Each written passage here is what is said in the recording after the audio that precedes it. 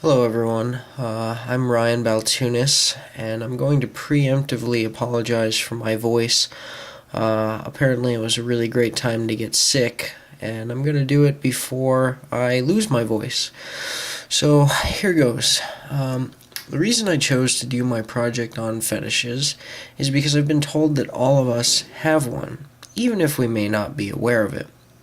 After my presentation, I'll ask you all to share your thoughts as to if you do in fact have one, or even where it might have developed for you, or if you just don't. So let's first talk. What is a fetish? Let's take a look at a couple definitions here. The two that I thought most closely fit with what I viewed as a fetish, as opposed to how the media has skewed the view over the past couple of years, is that fetishism is a fixation on an inanimate object or body part that is not primarily sexual in nature, and the compulsive need for its use in order to obtain sexual gratification. The object of a fetish is almost invariably used during masturbation and may also be incorporated into sexual activity with a partner in order to produce sexual excitation. The definition I like is fetishism is when an article of desire is necessary for sexual arousal or satisfaction. The article could be lingerie, shoes, leather, garments, underwear. The fixation could also be with a body part, but we'll get to those in a little bit here.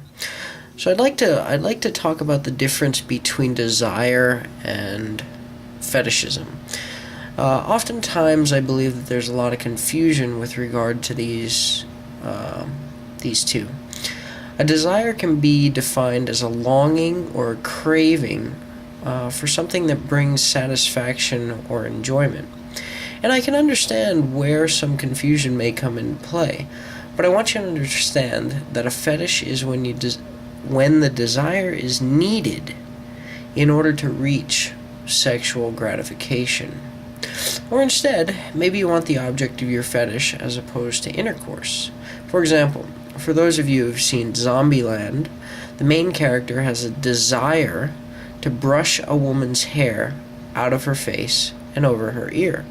However, the fact that he doesn't wish that he could do that more than he could have intercourse with her makes it a desire, not a fetish. So, common fetishes, inanimate objects consist of panties, bras, stockings, pantyhose, shoes, boots, gloves, and any of the common media objects like leather, rubber, silk, fur, things like that. Common body parts include breasts or feet. This is associated with a growing fetish known as a tickle fetish. Some less famous categories of fetishes include fat, blood, urine, and feces. So let's take a look at some other sexual preferences here. They have sadomasochism, which are people who find cruelty and humiliation sexually stimulating. Sadists are the pain givers, and masochists are the pain receivers. And their punishing sex play is referred to as sadomasochism, or S&M, which I'm sure you've heard. Whipping and spanking are two common ways to inflict punishment during sex. They can be light and liven up normal lovers' sex lives, or out of control with fright and danger. There are also, I found this pretty interesting, there's also specialized facilities around the nation that are popping up, participating in a sexual preference known as shocking. Sadists are able to shock masochists with volts of electricity through the use of a special suit and electrode hookups. Exhibitionism, this is psychiatrically speaking. Exhibitionists are people who display their private parts in public to an unwilling audience. for sexual gratification. The psychological damage can be serious, particularly to children who are subjected to seeing genital exhibition. Let's now look at voyeurism. It comes from the French word voyeur, meaning to see. A voyeur describes a person who is sexually excited by spying on someone getting dressed, undressed, or engaging in sexual activity. Voyeurism is viewed as a serious crime, not only because people watching have no knowledge, but because the peeping Tom, so to speak, sometimes assault the people they are spying on. Swinging and group sex. Couples consciously choose to involve other people in their sex play by participating in what's known as a ménage à trois. A couple adds a third party to the mix. There's also wife swapping. Two couples trade partners. And another one known as swinging, where a group of couples meets and exchanges partners among themselves. There's also group sex, or an orgy, which is a bunch of strangers joining together for some sexual adventure. So, let's talk about why. We don't really know why or how these fetishes develop. The mechanisms behind them are not clearly understood, but there have been some proposed theories. Let's take a look. Some learning theorists believe that it develops from early childhood experiences in which an object was associated with a particularly powerful form of sexual arousal or gratification. For example, a male child who received a lot of attention from his mother and other siblings when tickling them could develop a tickle fetish. Another example might be a female child receiving a lot of attention from her father when she wears silk PJs. This could develop into a fetish for silk. The response to a fetish triggers such a strong reaction, it's almost like the smell of a grandparent's house. When you're a kid, it's baked within you. Other theorists would not focus on early childhood, but on later childhood and adolescence, and the conditioning associated with masturbation activity around then, and perhaps the first kiss. The first thought or fantasy you use to masturbate with could associate you for life with a fetish. Also, any wet dreams, depending on what you dreamt of, that could be associated with a fetish. Others have proposed that in this day and age, with all of the sex out there, porn sites, magazines, television, people don't often believe in abstinence, and it's socially acceptable, at least in certain cliques, to have sex after the first date. This leads to people becoming somewhat cold and jaded. They're disconnected towards intercourse, and thus have to associate something else in order to elicit the excitement they could muster up prior to their boredom. So, some will tell you that it's totally random. You could be born with it. You could get it when you're an infant, a child, an adult, an elder. It doesn't really matter. You just associate some item with strong feelings of sexual gratification, and bam, you have a fetish. The cause of the association between an object and sexual arousal may be adolescent curiosity, or random association, like we talked about, between objects and the feelings of sexual pleasure. A random association may be innocent or unappreciated for its sexual content when it initially occurs. For example, a male may enjoy the texture or tactile sensation of female undergarments or stockings.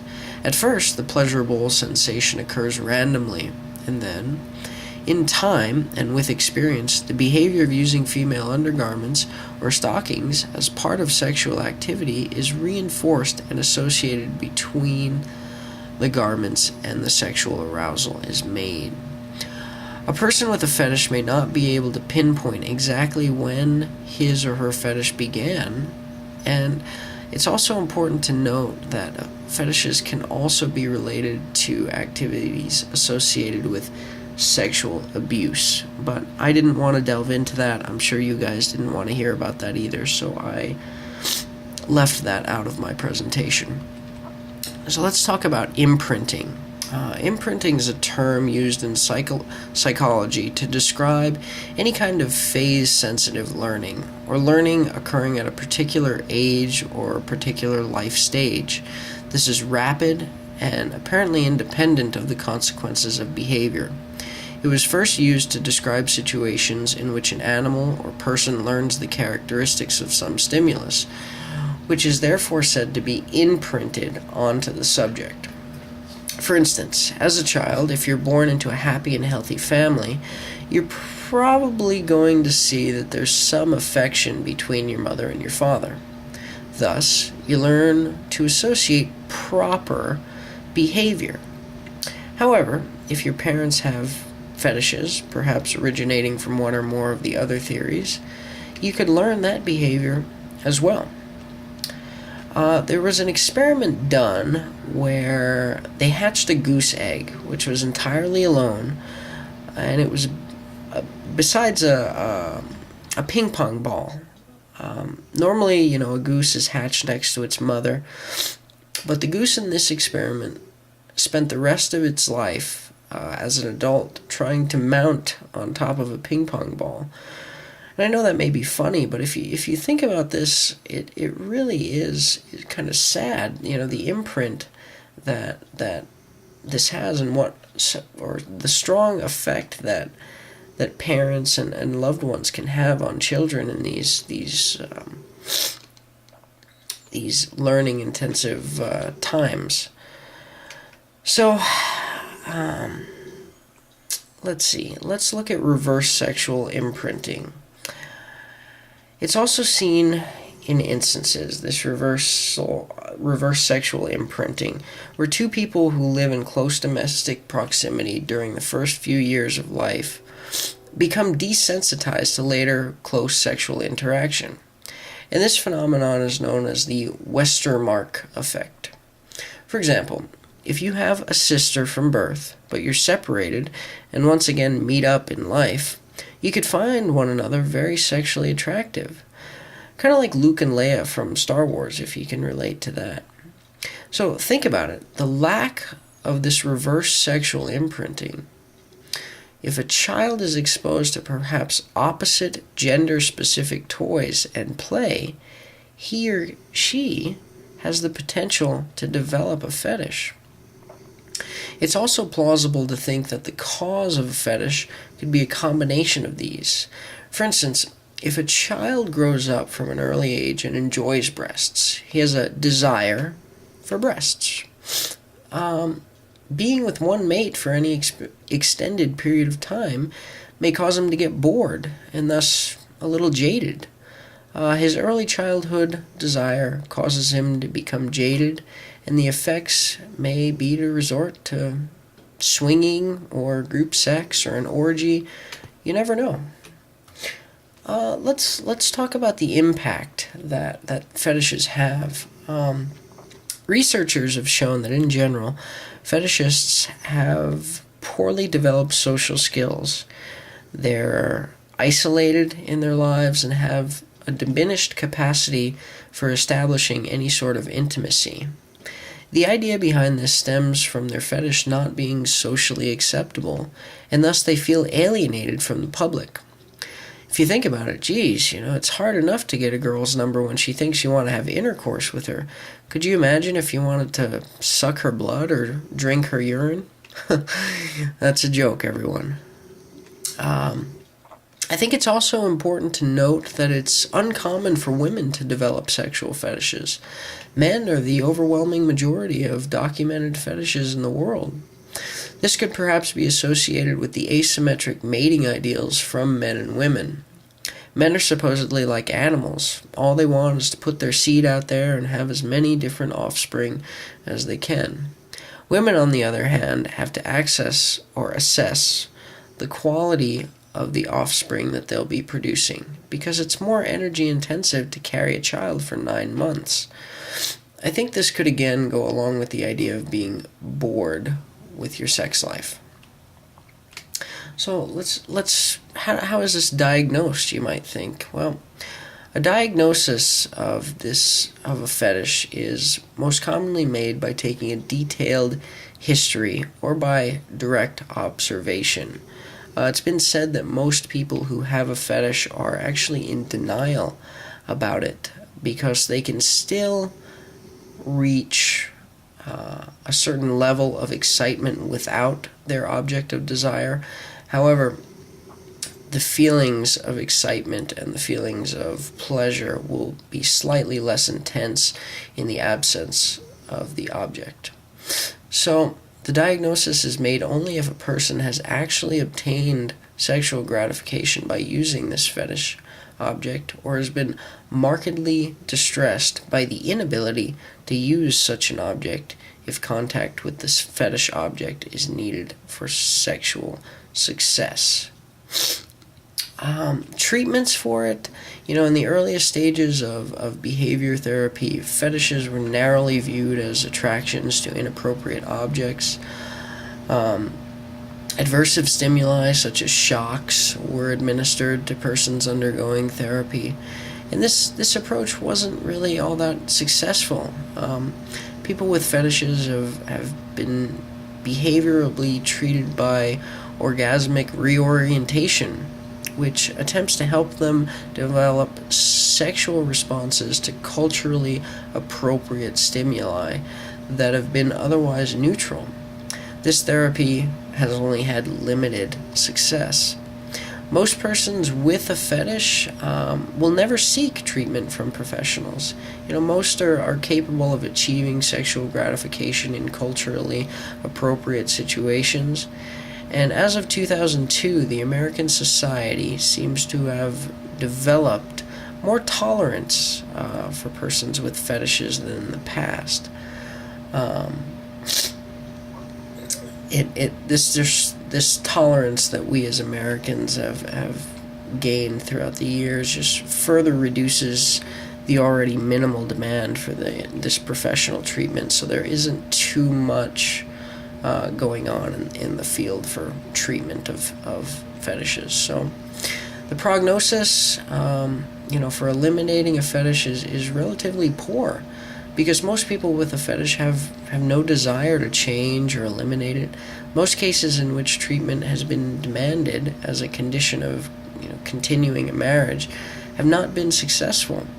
Most fetishes are relatively harmless in that most do not involve other persons or endanger the person with the fetish. Persons with a fetish rarely involve non-consenting partners, which is important to note, I think. The personal prognosis for a person with a fetish is good if the fetish and related activities do not impact others or place the person with the fetish in physical danger. So prevention, most experts agree that providing gender-appropriate guidance in culturally appropriate situations will prevent the formation of a fetish. The origin of some fetishes may be random, like we talked about. They may be random associations between a particular object or situation of sexual gratification. There's no way to predict such an association. So there seems to be a lot of research that needs to be done in this field. Perhaps some neural studies need to be done. And I really thought that this subject was interesting because such limited research has been done on it. It's hard to get people to own up to their fetish. Most people are embarrassed of it or they don't know about it. So I hope you guys enjoyed. I hope you've had a wonderful semester, and maybe I'll see you in Psychology 310. Have a great day, everyone.